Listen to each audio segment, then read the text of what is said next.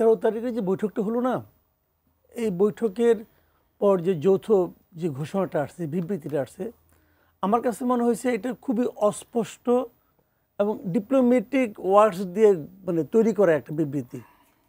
আমি তখন ভাবছিলাম যে এই বিবৃতিটা আসলে কার জন্য, কারণ ভেতরে তো দুজন কথা বলছেন, তাহলে এই বিবৃতি নিশ্চয়ই বিএনপির জন্য না, অথবা এই বিবৃতি সরকারের জন্য না, এই বিবৃতি জনগণের জন্য। তারা দুজন মিলে বসে কিছু একটা সিদ্ধান্ত উপনীত হয়েছেন, সেই সিদ্ধান্তটা কি সেটা তারা পাবলিককে জানাতে চান, এটি তো ঘটনা।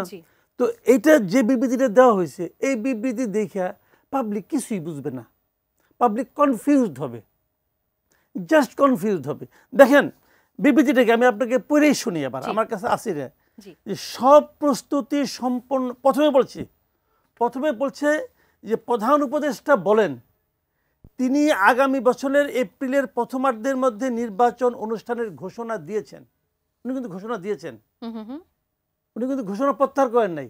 তারপরে বলতেছেন সব প্রস্তুতি সম্পন্ন করা গেলে 2026 সালের রমজান শুরু হওয়ার আগের সপ্তাহেও নির্বাচন আয়োজন করা যেতে পারে।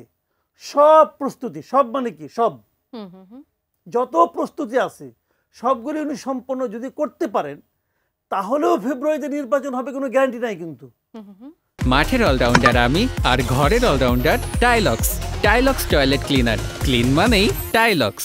আগে সব প্রস্তুতি আপনাকে সম্পন্ন করতে হবে, তারপরে বলতেছেন যদি হয় তাহলে ফেব্রুয়ারিতে করা যেতে পারে, আচ্ছা নট শিওর।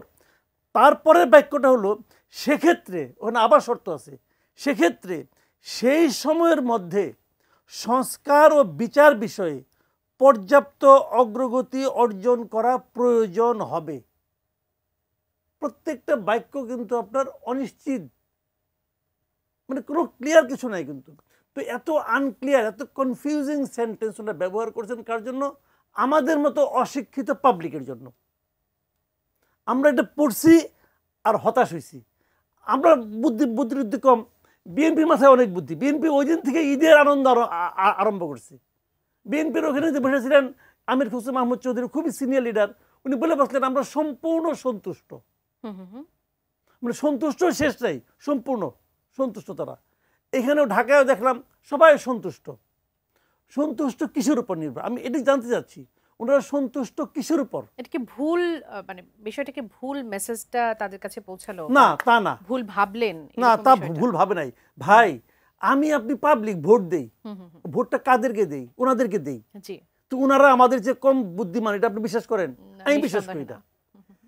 ওনাদের বুদ্ধি অনেক বেশি, অনেক অনেক মাথার মধ্যে সব কথা বলে না তো খুলে, ভেতরে কিছু আছে যেটা আমাদের মধ্যে বলে নাই। বলছে তোমাদের বলে লাভ নাই, তোমরা বুঝবা না, এটা আমাদের কাছে থাক। তো আছে বুদ্ধি নিয়ে ওনারা, পেছনে কিছু আছে, সেইটা কি এটা আমি আপনি জানি না। তবে 2 দিন পরে আবার একটা জায়গায় দেখলাম সালাউদ্দিন আহমেদ সাহেব একটা কথা বলছেন। উনি কি বলছেন? যে আমরা ভবিষ্যতে রাষ্ট্র পরিচালনার ক্ষেত্রে জাতি গঠনের প্রক্রিয়ায় ডক্টর মোহাম্মদ ইউনূসের অভিজ্ঞতা ও পরামর্শকে কাজে লাগানোর আগ্রহ প্রকাশ করেছি। আগ্রহটা কার কাছে প্রকাশ করছে? কার কাছে? ডক্টর ইউনূসের কাছে। কখন করলো? দেখেন পুরা যৌথ বিবৃতি যেটা আসছে, ওখানে কি কথা আছে? এখানে নির্বাচনটা কবে হবে এইটুকু আলাপ করতে 1.5 ঘন্টা লাগে। অনেক কথাবার্তা হয়েছে, যে কথাবার্তাগুলো আমরা জানি না। হয়তো সেগুলো জাতিকে উন্নতি চরম শিখরে নিয়ে যাবে, অথবা যাবে না, আমরা জানি না। তবে আমাদের মতো পাবলিকের সমস্যাটা জানেন, ভূত কিন্তু আসে রাতের বেলায়, দিনের বেলা আসে না কিন্তু। যখন অন্ধকার, অস্পষ্টতা, সেখানে ভূত আসে কিন্তু। তো যেখানে অস্পষ্টতা সেখানে মনে সন্দেহ করে। তো আমরা তো ক্লিয়ার হতে চাই। আজকে এতদিন হয়ে গেছেন, ওইখানে কি আলাপ হয়েছে? বিএনপির যে ওনারা তো কেন্দ্রীয় নেতা, ওনারাও জানেন কিনা আমার সন্দেহ আছে, কারণ আমি অনেকের সঙ্গে ব্যক্তিগত পর্যায়ে আলাপ টালাপ করি, কিন্তু কেউ জানে বলে মনে হয় নাই। তাহলে কি হইল আলাপটা? পুরো জাতিকে আপনি অন্ধকারে রেখে 1.5 ঘন্টা বসে আলাপ করছেন ভাই। আপনাদের হয়তো দলের প্রতি আনুগত্য আছে, আপনারা এটা মানলেন।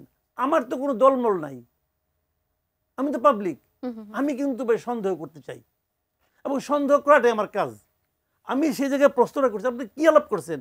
এই ডক্টর মোহাম্মদ ইউনূসকে জাতি গঠনের অভিজ্ঞতা পরামর্শ কাজে লাগাবেন, এই প্রস্তাবটাকে দিচ্ছেন, সেই প্রস্তাব ওনারা গ্রহণ করছেন, কি করছেন? জানতে চাই। এই জানার আগ্রহটা আমাদের থাকবে।